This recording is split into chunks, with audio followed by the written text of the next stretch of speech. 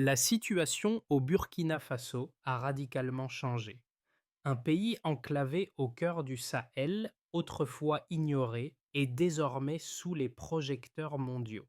Le capitaine Ibrahim Traoré, un homme de moins de 40 ans, a défié les grandes puissances.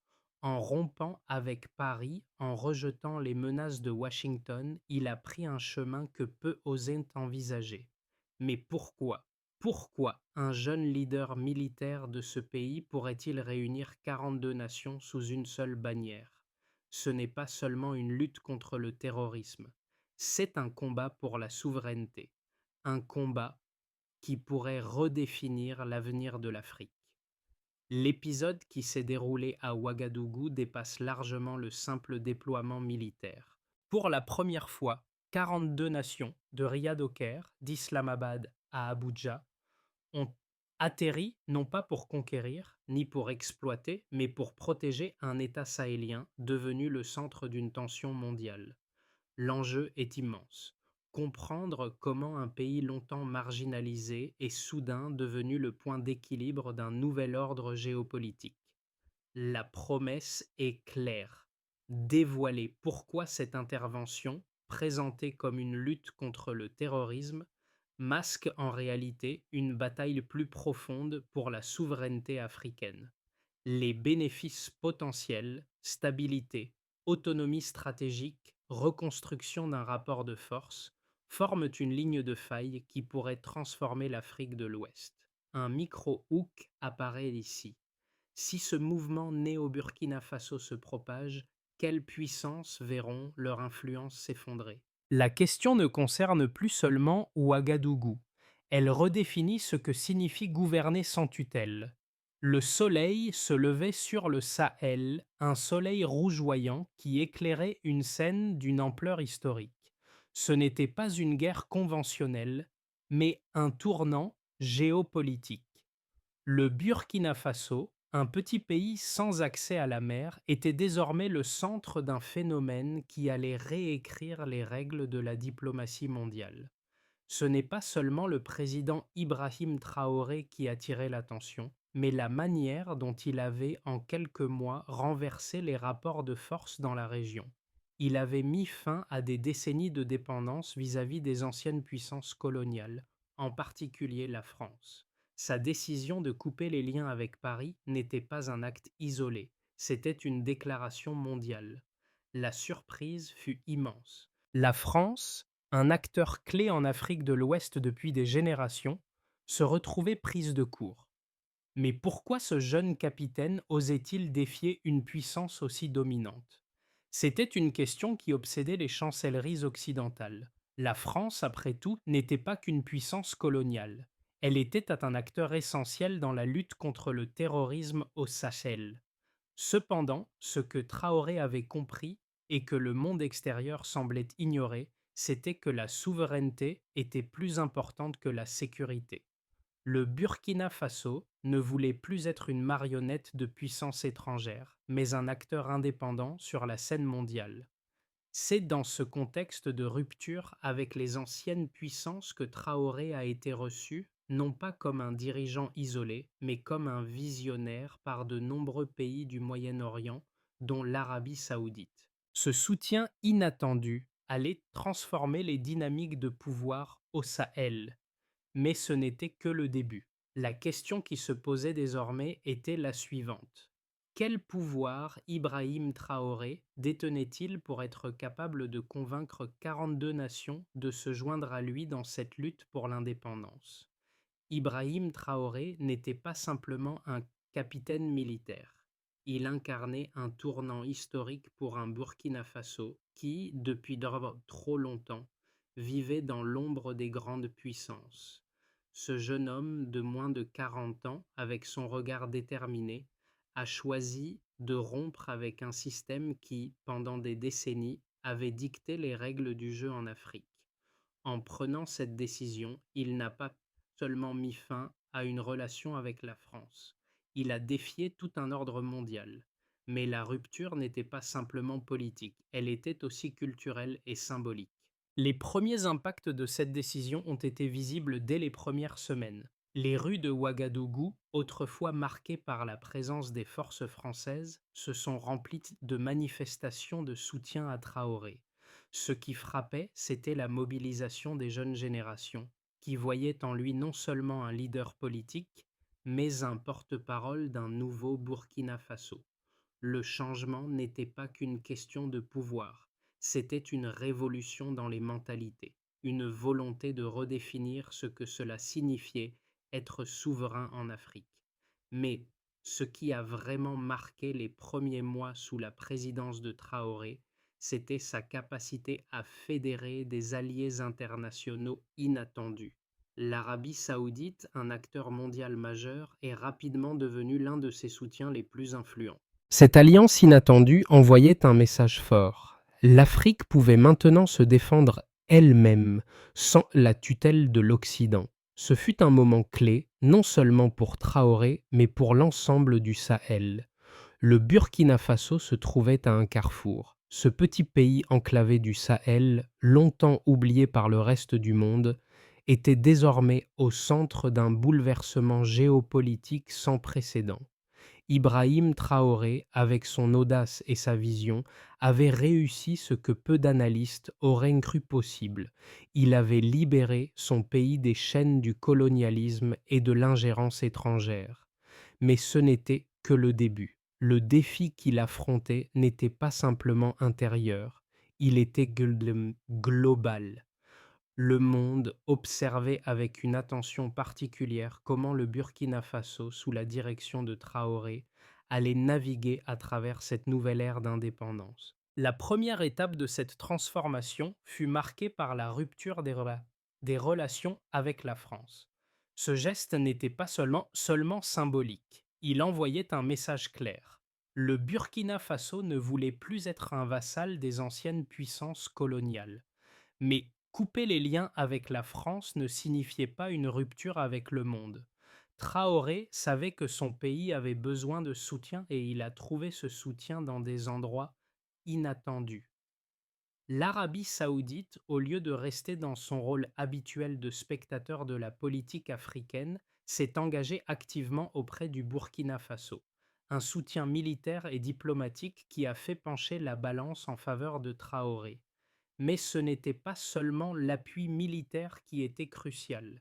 Ce soutien diplomatique a donné au Burkina Faso la légitimité nécessaire pour se tenir aux côtés d'autres nations souveraines sur la scène mondiale. Ce moment crucial a marqué le début d'une série d'événements qui allaient secouer la région du Sahel.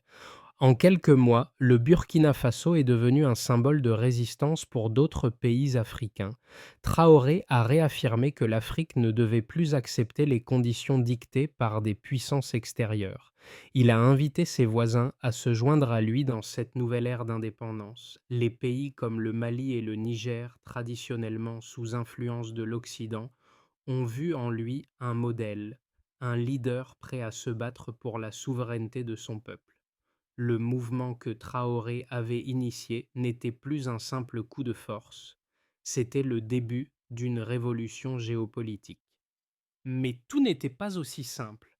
La réaction de l'Occident, principalement de la France et des États-Unis, a été immédiate. Des sanctions économiques ont été imposées, des menaces ont été proférées, et l'isolement diplomatique a suivi. Pourtant, Traoré a tenu bon. Au lieu de se plier à la pression internationale, il a renforcé ses alliances avec les puissances émergentes du Moyen-Orient. L'Arabie saoudite, avec ses vastes ressources financières, est devenue un partenaire stratégique pour le Burkina Faso. Mais cette alliance a également eu des implications bien plus profondes. Le soutien de Riyad a permis à Traoré de consolider son pouvoir à l'intérieur, tout en envoyant un message à l'Occident. Le temps des décisions unilatérales était révolu. Ce qui a suivi fut un enchaînement de gestes politiques audacieux. Traoré n'a pas seulement renforcé ses relations avec les pays du Moyen-Orient, mais il a également redéfini les relations économiques et diplomatiques du Burkina Faso. En choisissant de ne pas se plier aux pressions extérieures, il a ouvert la voie à une Afrique plus indépendante, plus autonome et surtout plus unie face à un monde de plus en plus multipolaire. Mais les questions demeuraient. Quelle serait la réponse des anciennes puissances coloniales? Et jusqu'où Ibrahim Traoré serait-il prêt à aller pour défendre cette nouvelle vision de l'Afrique? Sous le leadership d'Ibrahim Traoré, le Burkina Faso a connu une transformation rapide qui a captivé le monde entier. Cependant, derrière cette révolution géopolitique se cachaient des chiffres qui racontaient une histoire bien plus profonde, celle de la résilience d'un pays qui refusait de se soumettre aux dictats étrangers. Les premiers mois de son leadership ont vu des changements tangibles, et les statistiques étaient un témoignage de l'impact de ces décisions audacieuses. Dès les premières étapes de la rupture avec la France, les indicateurs économiques du Burkina Faso ont montré des signes d'adaptation et de croissance. En 2023, le produit intérieur brut PIB et du pays a augmenté de 82%, malgré l'incertitude géopolitique.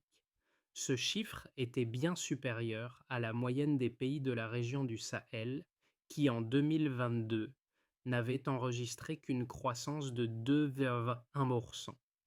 Bien que l'impact immédiat des sanctions économiques de l'Occident ait été important, il a été largement compensé par l'augmentation des investissements en provenance de pays comme l'Arabie saoudite et les Émirats arabes unis. Le commerce bilatéral avec l'Arabie saoudite, par exemple, a augmenté de 30% en seulement 6 mois, principalement en raison des investissements dans les infrastructures et les secteurs stratégiques tels que l'énergie et l'agriculture. Les chiffres de l'aide humanitaire ont également révélé un changement frappant. Avant la prise de pouvoir de Traoré, le Burkina Faso dépendait largement de l'aide extérieure, principalement de l'Union européenne et des États-Unis. Mais en 2023, un rapport de la Banque mondiale a indiqué que les fonds d'aide extérieure avaient diminué de 15% par rapport à l'année précédente, une tendance qu'on pourrait considérer comme un rejet des anciennes alliances. Ce déclin a été partiellement compensé par une hausse des investissements directs étrangers, IDE, en provenance des pays du Golfe, qui ont injecté plus de 3 milliards de dollars dans l'économie burkinabé, contribuant à la construction d'infrastructures et à la création de nouveaux emplois. Ces investissements ont aussi été un moyen pour le pays de renforcer son indépendance économique, loin de l'influence traditionnelle de l'Occident. L'un des indicateurs les plus significatifs fut l'évolution du secteur minier, l'un des piliers de l'économie burkinabé. En 2020, la production d'or, le principal produit d'exportation du pays, a atteint 45 tonnes, un record historique. Bien que la guerre en Ukraine ait eu un impact sur les prix mondiaux de l'or, l'augmentation de la production a permis au Burkina Faso de diversifier ses sources de revenus et de réduire sa dépendance aux exportations de matières premières non transformées. L'exportation d'or vers de nouveaux marchés, notamment ceux du Moyen-Orient, a permis au pays de sécuriser des réserves de devises solides malgré les turbulences politiques. Dans le même temps, les chiffres du tourisme ont montré une amélioration, bien que modeste. L'arrivée de plus de 500 000 touristes internationaux en 2023, principalement d'Asie et du Moyen-Orient, a permis au secteur touristique de se redresser après les années de crise sécuritaire et politique. Bien que ce nombre reste faible par rapport aux standards mondiaux, il représente une croissance de 25% par rapport à l'année précédente et illustre la nouvelle image que le pays projette sur la scène internationale, un centre de stabilité et d'opportunités économiques. Ces chiffres ne racontent qu'une partie de l'histoire, mais ils témoignent de la capacité du Burkina Faso à s'adapter rapidement aux nouvelles réalités mondiales et de l'impact que la rupture avec les anciennes puissances coloniales a eu sur la trajectoire du pays. Plus important encore, il montre que l'indépendance politique et économique du Burkina Faso, sous Ibrahim Traoré, n'était pas une simple promesse morali, mais une réalité tangible, alimentée par des choix stratégiques audacieux et soutenue par des alliés inattendus. Sous la présidence d'Ibrahim Traoré, le Burkina Faso a connu une transformation notoire et les données économiques ont reflété l'impact de ces décisions audacieuses. L'une des premières mesures que le capitaine Traoré a prises a été de réduire la dépendance du pays vis-à-vis de l'aide étrangère et de diversifier ses partenariats. En 2023, le PIB du Burkina Faso a augmenté de 5,2%, un taux supérieur à celui de nombreux pays voisins du Sahel. Cette croissance a été alimentée par une série de réformes structurelles et de partenariats stratégiques, principalement avec des pays du Golfe, notamment l'Arabie saoudite, qui a investi massivement dans des projets d'infrastructure et de développement. Le secteur minier, pilier clé de l'économie burkinabé, a également montré des signes de résilience. La production d'or a augmenté de 10% par rapport à l'année précédente, atteignant un record de 48 tonnes en 2023. Cette hausse a été partiellement alimentée par l'augmentation de l'exportation vers de nouveaux marchés, notamment au Moyen-Orient, où le Burkina Faso a signé plusieurs accords commerciaux avantageux. Les revenus tirés de l'exploitation minière ont contribué à soutenir la balance des paiements du pays, qui a enregistré un excédent de 1,5 milliard de dollars en 2023. Parallèlement, le pays a réussi à réduire sa dépendance envers les exportations agricoles en augmentant la production locale de biens de consommation essentiels. En 2023, le secteur agricole a connu une hausse de 7% de sa productivité grâce à l'adoption de nouvelles technologies agricoles et à des investissements dans des infrastructures rurales. La production de coton, par exemple, a augmenté de 12%, faisant du Burkina Faso l'un des principaux producteurs de cette matière en Afrique de l'Ouest. Cependant, l'un des chiffres les plus remarquables reste celui de l'augmentation de l'investissement direct étranger, IDE. En 2020, l'IDE a atteint 2,3 milliards de dollars, un bond de 35% par rapport à 2022.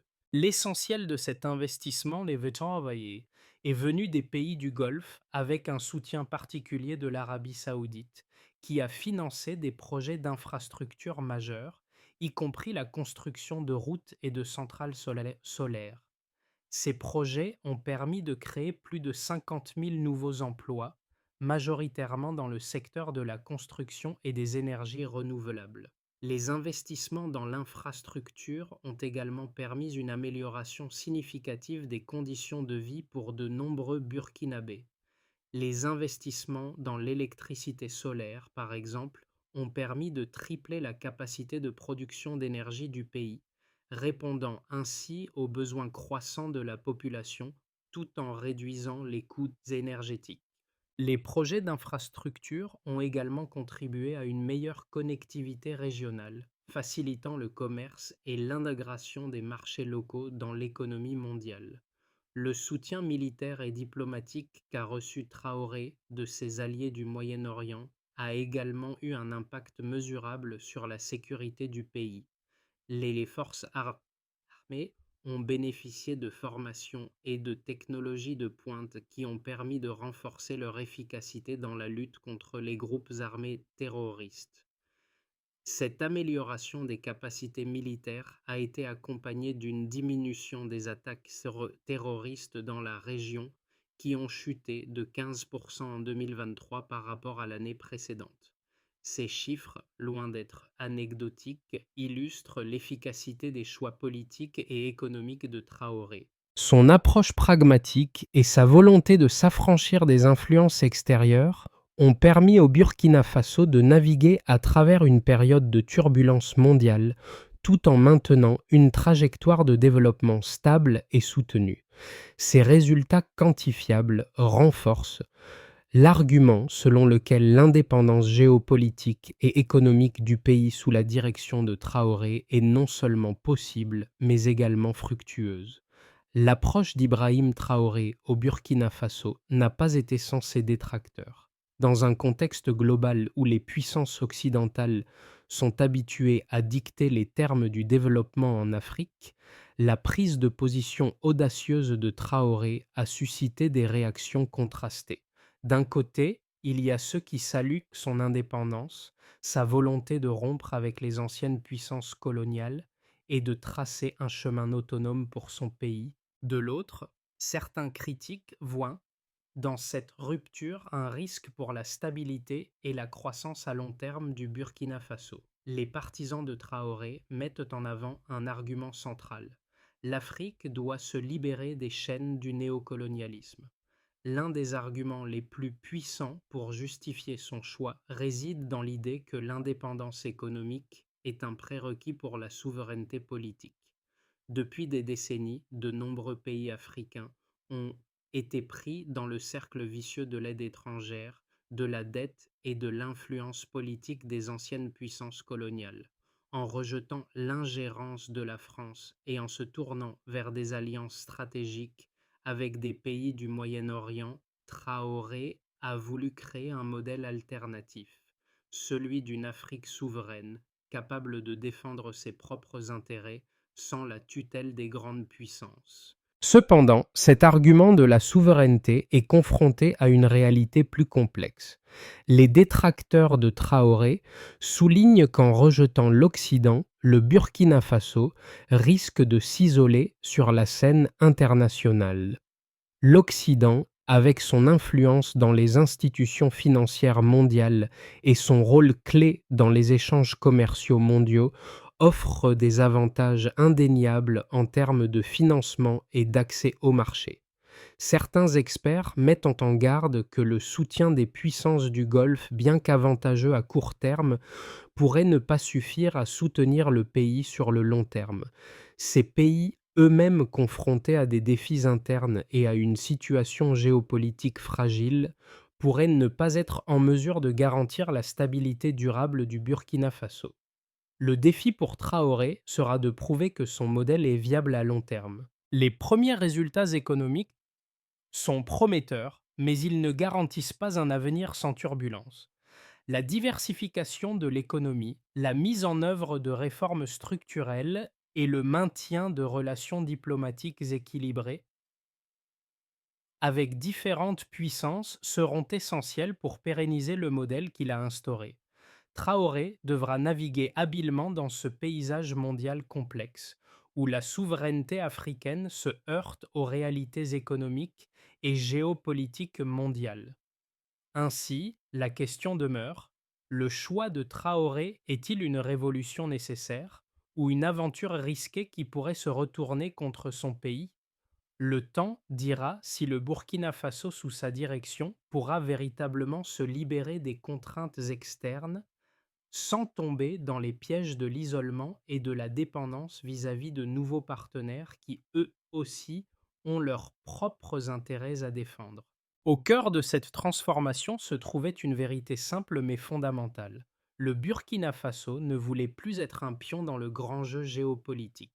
Le courage d'Ibrahim Traoré ne résidait pas seulement dans sa décision de rompre avec la France, mais dans la manière dont il avait redéfini le rôle de son pays sur la scène internationale. Il avait offert une alternative audacieuse aux anciennes puissances en établissant des alliances inattendues et en remettant en question l'ordre établi. Cependant, ce tournant n'était pas sans conséquences. Traoré, en s'affranchissant de l'influence occidentale, avait ouvert une nouvelle voie, mais il avait aussi attiré des inimitiés puissantes. L'Occident, notamment la France, s'est retrouvé sur la défensive. Les sanctions économiques ont commencé à s'intensifier, mais Traoré, loin de se laisser intimider, a cherché à solidifier ses relations avec des pays du Moyen-Orient. Ce fut un point de bascule pour le Burkina Faso, un moment où le pays se trouvait à la croisée des chemins, où chaque choix dictait l'avenir de la nation. Mais il restait une question essentielle. La rupture avec l'Occident allait-elle offrir un avenir de prospérité durable ou marquer le début de nouvelles turbulences pour le Burkina Faso? Les conséquences de la rupture du Burkina Faso avec la France ont été immédiates. L'isolement diplomatique s'est intensifié et les sanctions économiques imposées par l'Occident ont fragilisé certains secteurs de l'économie.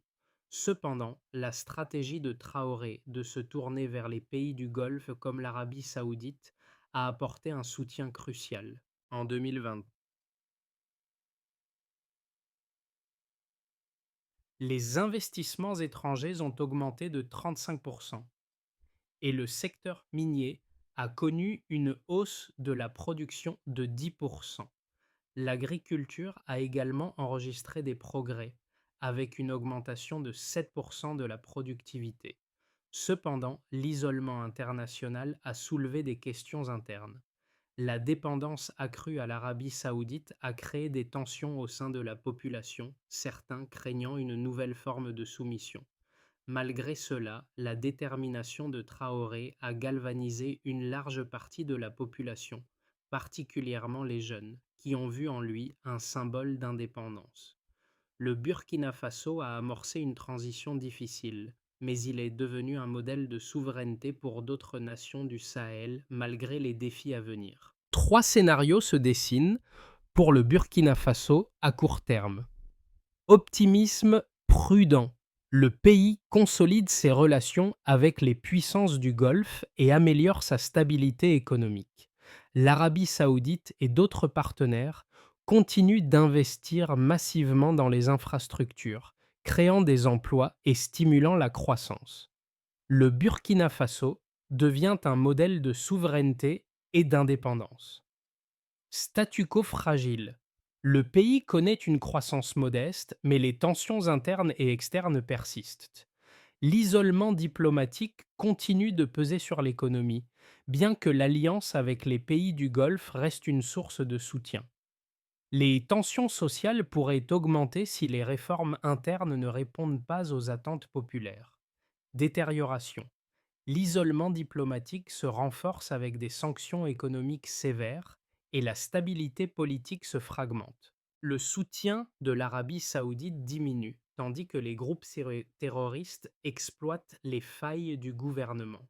La situation se détériore avec une montée de l'insécurité et des divisions internes. L'histoire du Burkina Faso, sous Ibrahim Traoré, est plus qu'une simple question politique ou économique. Elle touche directement la population, en particulier les jeunes, qui voient en lui un symbole de résistance et d'indépendance. Le pays, longtemps dominé par des puissances étrangères, s'engage maintenant dans une quête pour affirmer sa souveraineté. Les manifestations de soutien et l'engagement populaire témoignent du désir collectif de sortir du joug de l'influence occidentale. Les jeunes générations, qui n'ont jamais connu un Burkina Faso libre, sont particulièrement enthousiastes à l'idée de participer à cette transformation. Cependant, cette route vers l'indépendance n'est pas sans défi. La question qui se pose est de savoir si Traoré pourra maintenir l'unité nationale face aux difficultés économiques et à la pression internationale. Ce mouvement va au-delà de la politique. Il s'agit de redonner au peuple burkinabé sa dignité et sa place sur la scène mondiale. Si le Burkina Faso réussit, il pourrait inspirer toute l'Afrique à prendre son destin en main. Mais le chemin reste semé d'embûches. Pour garantir un avenir stable, le Burkina Faso doit suivre plusieurs étapes. Renforcement des alliances régionales. Le pays doit continuer à solidifier ses relations avec ses voisins du Sahel en créant des programmes de sécurité et d'économie communes. Une coopération renforcée avec le Mali et le Niger pourrait apporter une stabilité accrue à la région. Diversification économique. Le Burkina Faso doit investir dans des secteurs autres que le minier, comme l'agriculture durable et l'énergie renouvelable. Le pays peut se positionner comme un leader régional en matière d'énergie solaire et attirer davantage d'investissements. Renforcement de l'état de droit. Des réformes institutionnelles sont nécessaires pour assurer la transparence, l'efficacité des services publics et la sécurité juridique afin d'encourager les investissements étrangers et maintenir la stabilité interne. Diplomatie équilibrée. Le Burkina Faso doit maintenir des relations diplomatiques avec des puissances émergentes tout en minimisant les risques de dépendance. Une stratégie de diversification des partenariats internationaux est cruciale. En suivant cette feuille de route, le Burkina Faso peut non seulement préserver son indépendance, mais aussi s'assurer un avenir prospère et stable.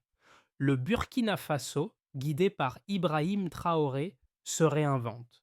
Cette quête pour l'indépendance, qui fait écho aux idéaux de Thomas Sankara, dépasse la politique pour devenir un symbole de dignité retrouvée. Traoré incarne l'espoir d'un peuple qui refuse de rester sous l'influence étrangère. Le pays n'est plus un simple acteur régional, il est un modèle de résistance. Mais cette révolution n'est pas sans défi. Le Burkina Faso doit concilier indépendance et coopération internationale pour éviter l'isolement. Les jeunes générations, symboles de ce renouveau, doivent porter cette vision tout en naviguant et contournant les complexités du monde moderne. Le retour à la souveraineté, si difficile soit-il, est la clé pour un avenir où le peuple burkinabé ne sera plus à la merci des décisions extérieures. Dans ce moment historique, le Burkina Faso est en train de redéfinir ce que signifie être une nation libre et respectée. Le Burkina Faso se trouve à un tournant crucial. Ibrahim Traoré a ouvert la voie à un avenir plus souverain, mais les défis restent nombreux. Ce chemin vers l'indépendance ne se limite pas à un acte politique. Il s'agit d'une quête collective pour redonner au peuple burkinabé la dignité qu'il mérite. Le monde observe et l'Afrique tout entière pourrait suivre. Le Burkina Faso est devenu un symbole de résistance, mais il appartient à chacun de nous de décider comment ce futur se dessine. Qu'en pensez-vous? L'avenir du Burkina Faso sera-t-il celui de la prospérité et de l'indépendance durable? Suivez cette histoire et engagez-vous dans ce mouvement pour une Afrique forte, libre et unie.